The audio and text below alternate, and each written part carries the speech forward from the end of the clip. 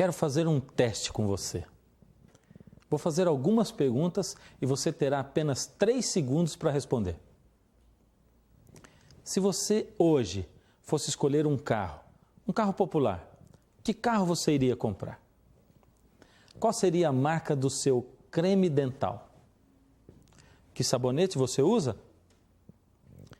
Bem, eu tenho certeza que você saberia responder, mas você tem certeza que foi você que respondeu mesmo a essas perguntas? No momento que você emite a sua opinião, faz uma escolha, toma uma decisão, é você mesmo que está falando e decidindo ou as suas opiniões são fruto da influência da mídia em você? Será que você está exercendo de fato a sua liberdade de escolha? A questão é, até que ponto você está sendo você mesmo e até que ponto você está sendo influenciado pela televisão, pelas revistas, jornais, enfim, a mídia em geral.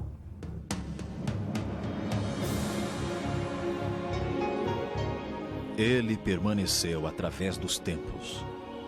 O livro de Deus, a Bíblia. Indispensável em nosso mundo complexo. Está escrito, transmitindo esperança ao redor do mundo. Apresentado por Fernando Iglesias.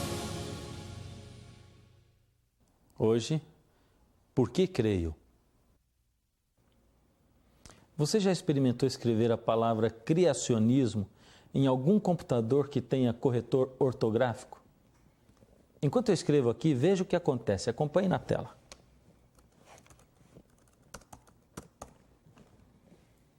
Está vendo? Essa linha grifada em vermelho indica que o computador não reconhece a palavra como existente. Ora, por que o computador não reconhece a palavra criacionismo como sendo uma palavra correta? Fiquei curioso em saber se pelo menos existia a palavra criacionismo no dicionário. Felizmente, encontrei. Lá no Aurélio diz: criacionismo, teoria da origem dos seres por criação, oposta à evolução espontânea. O próprio dicionário definiu criacionismo como uma teoria, ou seja, uma suposição ou uma hipótese. Só que isso não acontece quando ele fala da definição de evolucionismo. O dicionário não diz que a evolução espontânea é uma teoria. Eu achei isso muito estranho. Fiquei pensando comigo, se ambos, criacionismo e evolucionismo, não podem nem sequer ser provados em laboratório e por isso dependem de fé, que influências tão fortes seriam capazes de mover a opinião até mesmo de intelectuais? Que influências são estas da mídia, capazes até de fazer a cabeça de autores de dicionários? Por que será que a mídia valoriza tanto o evolucionismo e deprecia tanto o criacionismo, sem deixar espaço para criacionismo? Mais uma vez, o programa Está Escrito foi buscar para você a opinião de quem entende realmente do assunto. Para nos falar um pouco sobre a influência da mídia no conceito evolucionista, nós trouxemos aqui no Está Escrito para você o jornalista Michelson Borges, formado em jornalismo pela Universidade Federal de Santa Catarina e autor de vários livros criacionistas. Michelson, fala-se tanto em mídia, no poder da mídia. A primeira pergunta nossa é: o que é mídia? Mídia é uma palavra que vem do inglês e significa, na verdade, meios de comunicação de massa. Nós podemos incluir aí a internet, a televisão, o rádio, a mídia impressa. Enfim, são todos os meios usados para propagar uma mensagem. Michelson, eu estou pensando aqui o seguinte, será que existe alguma maneira de medir os efeitos da mídia sobre as pessoas? E completando, o que isso teria a ver ou tem a ver com criacionismo e evolucionismo? Uma pesquisa de opinião pública encomendada pelo Ministério da Justiça e pelo Unesco, ao IBOP, mostrou que para 30% dos pesquisados, a televisão é o principal veículo informativo e para 28% formativo. Inclusive, ela foi avaliada como uma importante fonte de atualização de conhecimentos e de entretenimento. No entanto, a maioria dos entrevistados, 57%, afirmou não se preocupar com o conteúdo da programação que passa na televisão E é justamente aí que mora o problema. Os meios de comunicação têm um tremendo poder de penetração e poucas são as pessoas que analisam criticamente os conteúdos que a TV passa. Por isso mesmo, ideologias como o evolucionismo acabam sendo mais facilmente aceitas. Isso devido também ao bombardeio que a mídia impõe aos telespectadores, aos ouvintes, aos leitores. Temos que lembrar, inclusive, que uma mentira repetida com insistência acaba adquirindo caráter de verdade. Você sente também essa pressão da mídia hoje sobre o criacionista e sobre o criacionismo, chamando basicamente de ignorante aquele que é criacionista? Verdade. Lamentavelmente, isso costuma acontecer com os meios de comunicação. Passa-se a ideia de que se você crê no relato bíblico de Gênesis, por exemplo, você é uma pessoa retrógrada, uma pessoa ignorante, e aceitar a ciência seria algo como que rejeitar a Bíblia, quando na verdade não é bem isso, e muitos pesquisadores sérios têm percebido que é possível haver uma conciliação entre a ciência experimental e as escrituras. Eu acho que o maior problema não é ignorância, porque todos nós somos ignorantes de alguma forma, ignoramos vários assuntos. O maior problema, sem dúvida, é o preconceito. Você achar que entende o que o outro pensa, quando na verdade você está apenas pré-julgando ou achando que sabe o que aquela pessoa pensa. O ideal seria todos os, tanto criacionistas quanto evolucionistas, conhecerem o que o campo, eu diria adversário, mas não é bom nós estimularmos essa controvérsia, porque não há, na verdade, uma briga, né? Nem deve haver. Mas o ideal é que cada campo, tanto os que aceitam o modelo evolucionista quanto aqueles que aceitam o modelo criacionista, conhecessem o que o outro pensa, para que daí sim pudesse haver um diálogo proveitoso, pudesse haver aí uma discussão que levasse a alguma conclusão ou que tivesse algum resultado positivo. Bem, Michel, inclusive interrompendo você um pouquinho, eu gostaria de lembrar de um caso que aconteceu outro dia. Os meios de comunicação são realmente muito eficazes em mudar e fazer a opinião pública. Eles são capazes de transformar mentiras em verdades e verdades em mentiras do dia para a noite. É assim que muitas garotas começam a sentir-se verdadeiros ETs se chegam aos 18 anos virgens, por exemplo. Porque elas pensam que todo mundo que é normal transa. Bem, outro dia o Brasil inteiro teve a oportunidade de ver um conhecido médico aparecendo em um programa de TV de grande audiência e afirmando que entre o ser humano e o chimpanzé existe uma diferença genética pequena de apenas 2%. Ele fazia as afirmações dele como se estivesse cientificamente embasado, apoiado. Qualquer leigo que assistiu sentiu-se diante de uma grande descoberta da ciência. A primeira grande pergunta a ser feita nesse caso é: como foi feita a pesquisa? Sabe como foi feita? Compararam somente 97 genes. E sabe o que isso demonstra? Em primeiro lugar, o que é gene?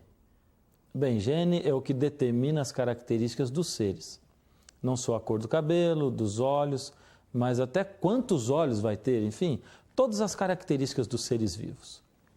Em segundo lugar, o que ninguém disse é que o homem tem pelo menos 30 mil genes. Sabe o que isso quer dizer? Quer dizer que se o homem tem 30 mil genes e só compararam 97 deles, isso representa apenas 0,03% dos genes de um ser humano. É uma pesquisa muito pobre. Ou seja, esse tipo de pesquisa determina apenas que seres humanos e macacos têm em comum 2 olhos, 2 ouvidos, uma boca, língua, coisas como essas. Além do mais, o genoma do macaco nem foi mapeado de maneira aproximada. E o do homem dizem que foi mapeado apenas genericamente, porque foi feita apenas a contagem do número de genes do homem. Mas mesmo com relação ao homem, a ciência ainda não fez o mapeamento completo, ou seja, o mapeamento é saber tudo sobre as características de cada gene. E sabe que diferenças isso poderia causar? Para citar um exemplo bem simples, vamos apenas lembrar que a diferença de um único cromossomo pode determinar se um ser humano vai nascer uma mulher ou se será um homem. com todas as suas diferentes características. A conclusão dos trabalhos ainda vai levar muitos anos, mas a agência de notícias Associated Press já elaborou a notícia e divulgou como se fosse um trabalho científico terminado. Mais uma vez, a mídia se posicionou de maneira indevida e, além do mais, ouviu apenas uma parte, o evolucionismo. Bem, mas vamos voltar a conversar com o Michelson. Michelson, vamos deixar um pouquinho de lado agora esse assunto de mídia e vamos entrar no nosso assunto evolucionismo. A gente sabe que o evolucionismo é bastante antigo. E por que até hoje, depois de muitos anos, ele ainda é considerado uma teoria? Sem dúvida, a melhor maneira de a mídia contribuir para desfazer esses mal-entendidos, essas mistificações, seria exatamente procurar explicar para a população em geral o que é exatamente a ciência. Infelizmente, a mídia nem sempre tem feito isso, né? Seria bom também dizer que, na verdade, Galileu Galilei, o grande astrônomo italiano, foi quem lançou as bases da ciência experimental. Para Galilei, as teorias deveriam ser testadas e repetidas a fim de serem consideradas verdadeiras. Foi graças a ele que se pôde fazer separação entre o imanente e o transcendente, ou seja, aquilo que é palpável, testável, reprodutível, e aquilo que pertence aos domínios do transcendente, que está além da ciência. Como dizia um dos pais da física moderna, o Niels Bohr, resumindo esse pensamento de Galileu, não existem teorias bonitas nem teorias feias. O que existem são teorias verdadeiras ou teorias falsas.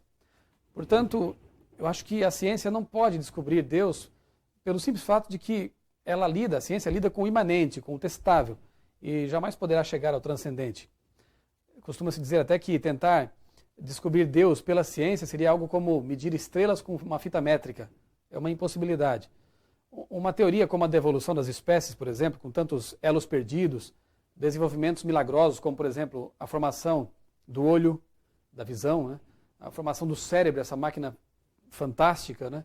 A questão do DNA, da tremenda complexidade do código genético, extinções inexplicáveis, fenômenos irreprodutíveis, isso tudo não se trata de ciência galileana ou ciência experimental, porque não pode ser demonstrado em laboratório.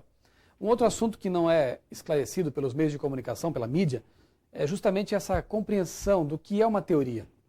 Eu tenho aqui comigo alguns livros de alguns pensadores que se declaram evolucionistas, como, por exemplo, Marcelo Gleiser, no livro A Dança do Universo, ele afirma que teorias científicas são supostamente testáveis e devem ser refutadas se elas não descrevem a realidade. Um outro grande nome da ciência e também se declarava como evolucionista é o astrônomo Carl Sagan. Ele dizia que em ciência, se um fenômeno não se repete, ele não pode ser confirmado. Há um outro grande nome no meio científico, que é o Stephen Hawking. Nesse livro, Uma Breve História do Tempo, Hawking diz que qualquer teoria científica pode inicialmente ser divulgada por razões estéticas ou até metafísicas. Mas o teste real, segundo Hawking, é verificar se ela é capaz de fazer previsões que empatem com as observações. E como se sabe, depois de mais de um século, a evolução biológica ainda é uma teoria. Inclusive, tem uma outra pergunta que eu gostaria de fazer para você, Michel, é o seguinte.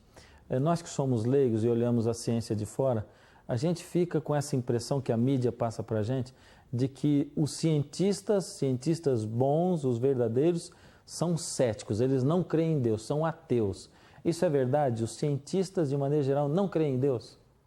Olha, eu vou responder essa pergunta com outra pesquisa. Em 1916, cientistas norte-americanos participaram de uma pesquisa sobre suas crenças religiosas. Essa mesma pesquisa foi repetida em 96, 80 anos depois. E sabe o que foi mais surpreendente? Foi perceber que em ambos os casos, tanto na primeira pesquisa quanto na segunda versão dessa mesma pesquisa, cerca de 40% desses cientistas disseram acreditar em Deus, num Deus pessoal. 45% disseram não acreditar nisso, a existência de um Deus pessoal. E 15% não responderam. Veja, em 80 anos não houve praticamente variação no que diz respeito a cientistas que creem e cientistas que não creem. Esses dados foram publicados numa revista norte-americana chamada Perspective Digest, no seu volume 6, no ano 2001. não deixa de ser curioso nós percebemos que em quase um século, mesmo com o tremendo avanço da ciência, a crença, ou mesmo a falta dela, desses cientistas, permaneceu praticamente inalterada. José Luiz Goldfarb, que é o presidente da Sociedade Brasileira de História da Ciência, ele afirmou uma revista de divulgação, uma revista de jornalismo nacional, em 99, que nenhum cientista entra no laboratório sem uma visão de mundo mais complexa. O fato de a ciência funcionar em bases experimentais não significa aí que o cientista não tenha crenças ou pressupostos sobre a realidade. Veja, uma autoridade, alguém que está envolvido no meio científico, admitindo que os cientistas, como quaisquer outras pessoas, têm suas emoções, têm suas crenças, e isso com certeza afeta também a pesquisa que eles fazem. Isso também explica por que entre os cientistas existem crentes e cientistas também ateus, como acontece com toda a população em geral. Se a existência de Deus fosse algo que pudesse ser demonstrado pela ciência, ou mesmo a não existência de Deus pudesse ser provada aí pela ciência experimental, eu creio que só haveria um grupo de cientistas, ou cientistas que creem, ou cientistas que não creem. Bom, um outro assunto que me consome é quando a gente vai à banca de jornal e vê essas revistas chamadas científicas e que ficam colocando assuntos, temas bíblicos e questionando a veracidade da Bíblia, com temas assim totalmente infundados. Por que isso aparece tanto assim na mídia, esses questionamentos? Você acha que esses temas bíblicos ajudam a vender revista? Olha, num país em que 99% da população diz crer em Deus, e onde mais de 80% acreditam na vida eterna, no paraíso, falar em religião, certamente, mesmo que seja contra ou a favor, é garantia de venda na certa. Cada vez mais revistas de orientação científica, inclusive, têm se aventurado aí pelos meandros da fé e publicado matérias de cunho religioso. Para você ter uma ideia, uma revista científica nacional, em sua edição de dezembro de 2002, trouxe como assunto de capa Jesus e alcançou uma vendagem de mais de 200 mil exemplares em banca, bateu o seu recorde histórico. A segunda capa mais vendida dessa mesma publicação criticou a Bíblia e vendeu mais de 160 mil exemplares também. O problema, eu creio que seja o fato de que essas matérias, via de regra, são muito tendenciosas. Bem, agora a pergunta é a seguinte. Nós vivemos num país cristão e não é de se estranhar assim que exista tanto preconceito e tão pouco espaço para criacionismo que prega que Deus é o Criador dentro da mídia ou mesmo nas escolas. Podemos citar até os Estados Unidos, que é um país cristão, não é? Tão pouco espaço dentro da mídia ou das escolas para criacionismo. Existe preconceito da mídia com isso? Olha, eu acredito que o preconceito ele resida no fato de que a mídia se rendeu ao paradigma reinante, ou seja, o modelo evolucionista. Na verdade, existem muitos pesquisadores sérios questionando o paradigma evolucionista. Um deles é o bioquímico norte-americano Michael Behe, que por sinal é um dos entrevistados no meu livro Por que Creio. Behe, que é bioquímico, afirma que nenhum dos trabalhos publicados no Journal of Molecular Evolution, um jornal prestigiado no meio científico, que diz respeito ao assunto da biologia molecular, ele diz que nesse jornal, durante todo o curso da sua existência, da sua vida editorial, jamais propôs um modelo detalhado através do qual um sistema bioquímico complexo poderia ter aí sido produzido da maneira darwiniana, ou seja, passo a passo, gradualmente. Michael Behe também diz que nunca houve uma conferência, nunca houve um livro ou artigo sobre detalhes da evolução de sistemas bioquímicos complexos. Particularmente eu, como leitor, ou como telespectador, enfim, consumidor da mídia, eu gostaria de saber, de estar informado sobre esses fatos que não são passados para o público através dos meios de comunicação. Exatamente. Eu até quero aproveitar para perguntar para você, qual seria a sua luta então? O que você acha que deveria ser? Lutar por um espaço igual para criacionismo e evolucionismo? Sem dúvida, eu acredito que seria a decisão mais lógica e mais democrática também a ser tomada, sem contar que satisfaria uma das premissas básicas do próprio jornalismo, a de ouvir ambos os lados de uma história. O ideal seria as pessoas chegarem às suas próprias conclusões baseadas em fatos, e não somente na opinião de cientistas, cuja formação é predominantemente cética e humanista. Por isso, eu considero digna de elogios a postura de algumas escolas cristãs que abrem espaços em seus currículos para ambas as teorias, tanto o criacionismo quanto o evolucionismo. Eu acho que essa seria uma postura digna de ser imitada. Na verdade, eu fui evolucionista até os meus 18 anos. Foi quando eu entrei em contato com a mensagem bíblica e aceitei Jesus como meu Salvador e Senhor. Nesse momento eu fiquei surpreso a descobrir que havia uma outra forma de entender e de explicar a origem da vida. Eu percebi também que a minha educação, naturalmente uma educação secular, havia sido unilateral. Eu tinha aprendido apenas como que a vida teria se originado através dos processos evolutivos, mas nunca sequer tinha ouvido falar que havia uma explicação alternativa, o criacionismo.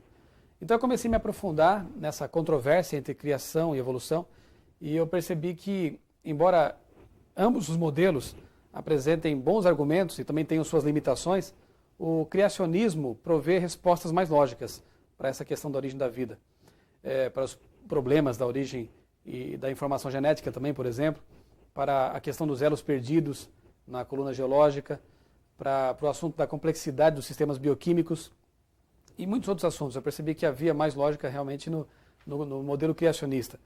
Depois de alguns anos de pesquisa, eu abracei o criacionismo e, inclusive, publiquei o meu primeiro livro sobre esse assunto, que é o livro A História da Vida, publicado pela Casa Publicadora Brasileira.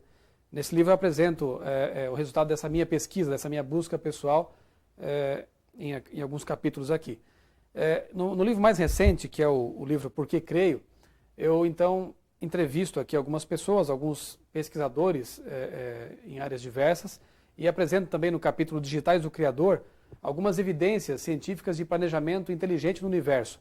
Ou seja, é possível demonstrar cientificamente que o universo ele possui um design, possui um planejamento inteligente aí, coisa que alguns cientistas estão percebendo também, inclusive os cientistas que fazem parte do movimento do design inteligente, como o que eu já citei, o Michael Behe, autor do livro A Caixa Preta de Darwin.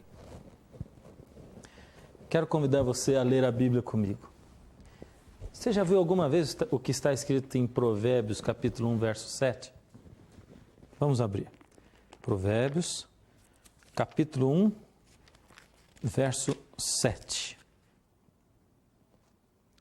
O temor do Senhor é o princípio da ciência, mas os loucos desprezam a sabedoria e a instrução. Não existe ciência verdadeira sem o temor do Senhor, mas ai daqueles que desprezam a sabedoria e a instrução. Você é daqueles que sempre rejeitou a Bíblia sem nunca tê-la estudado? Você é um dos que se recusam a estudar a Bíblia porque sempre achou que ela empobrece o espírito das pessoas e que só ignorantes se prestam a esse papel? Certamente a Bíblia é um livro de ciência, mas também certamente esse não é o papel mais importante da Bíblia. O papel mais importante que ela desempenha é ser a palavra de Deus. Se você sempre a desprezou, mas hoje viu e ouviu alguma coisa que fez com que as suas más convicções com relação à Bíblia fossem estremecidas de alguma maneira, você vai sentir a voz de Deus convidando para conhecê-lo melhor. Enquanto você ouve essa música, o Espírito de Deus vai falar com você com uma voz bem clara, dizendo: filho, você precisa me conhecer melhor. Eu estou aqui, à sua disposição.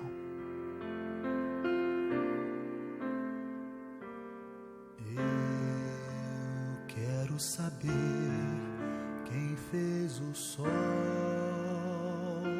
o céu e o mar.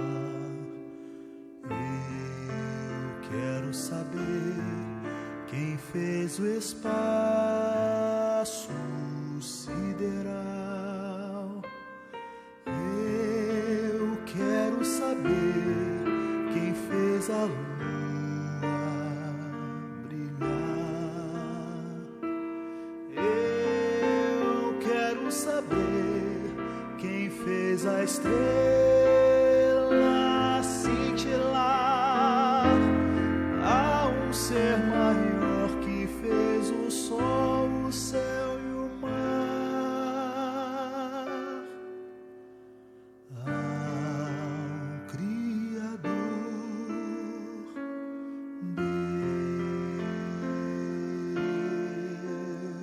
Deus.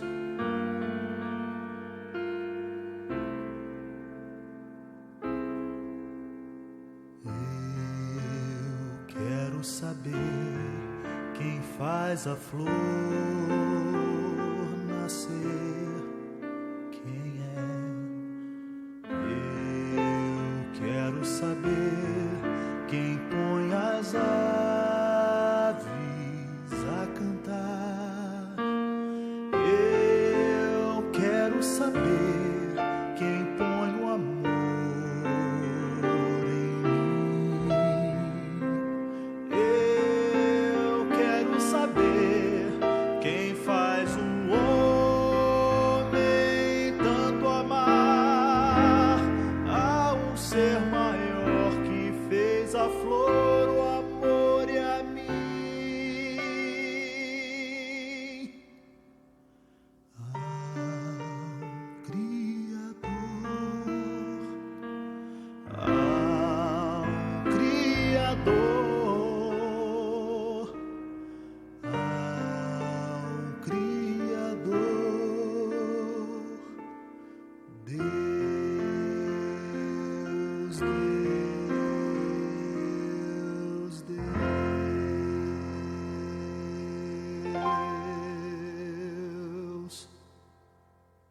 Se você me permitir, eu gostaria de orar com você, pedindo que esse Deus tão maravilhoso, nosso Criador, que Ele enche a sua vida, não só de fé, mas de convicção também.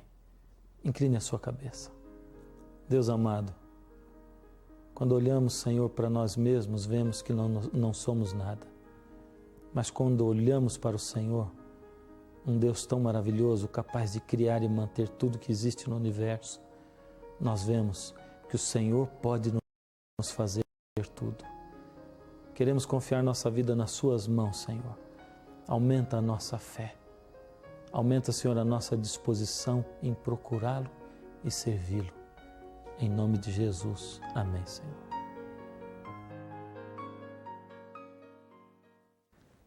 Bem, infelizmente, o nosso programa chegou ao fim. Chegou a hora de dizer até logo.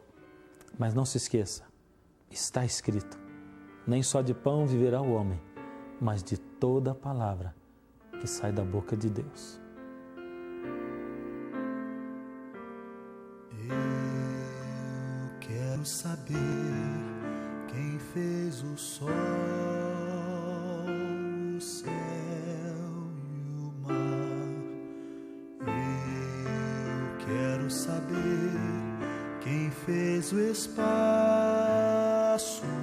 sideral. Eu quero saber quem fez a lua brilhar. Eu quero saber quem fez a estrela